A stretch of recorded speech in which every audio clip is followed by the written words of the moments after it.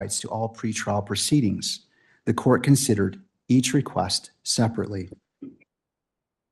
In relation to requests to appear in civilian clothing, Mr. Robinson asks to appear in civilian clothing at all pretrial hearings. He argues that the extensive media coverage of this case creates a real risk of prejudice if the public and potential jurors repeatedly see him in jail attire. The state, the sheriff's department, and the court security director opposed the request, arguing that jail clothing assists with safety and identification. The court has balanced these competing concerns. The case has attracted extraordinary public and media attention. Images of Mr. Robinson in jail clothing are likely to circulate widely and influence prospective jurors. Given the scale of that publicity, the risk of prejudice is significant. However, Mr. Robinson's, let me see here. As previously stated, Mr. Robinson sits before this court presumed innocent, and that presumption remains unless and until each element of every offense charged against him is proved beyond a reasonable doubt. To date, this has not occurred, and the presumption of innocence remains. Balancing these factors, the court finds that Mr. Robinson's right to the presumption of innocence outweighs the minimal inconvenience of permitting civilian attire, and Mr. Robinson shall be dressed as one who is presumed innocent. Accordingly, the defendant's request to appear in civilian clothing for all pretrial proceedings is granted. Defense counsel is directed to coordinate with the jail to ensure that this order is implemented, and the court further orders that if the clothing be provided 72 hours prior to any hearing. To the second request to appear without physical restraints, Mr. Robinson also requests to appear unrestrained during pretrial proceedings. He argues that visible restraints would prejudice potential jurors, undermine his dignity, and interfere with his ability to communicate with counsel. Rule 3-14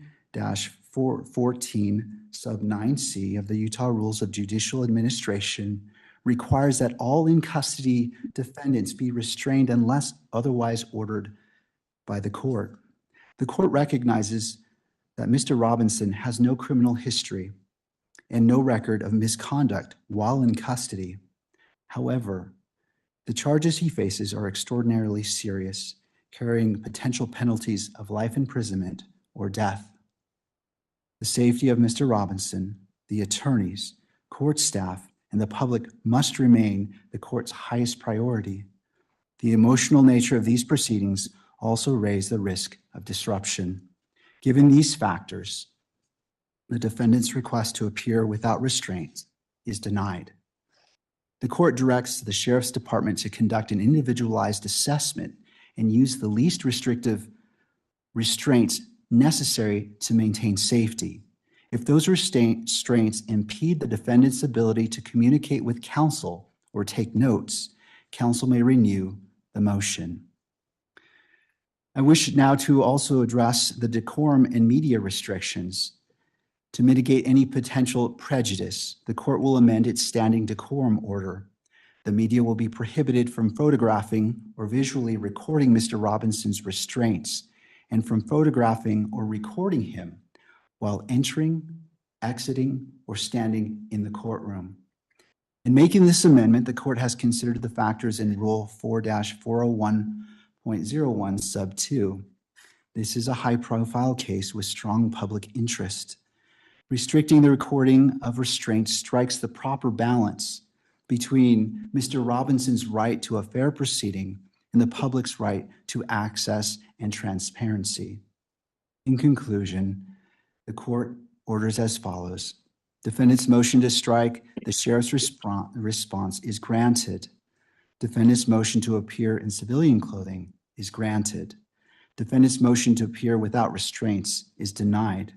The standing decorum order will be amended to prohibit any visual recording or photography of the defendant's restraints or of the defendant entering or exiting the courtroom.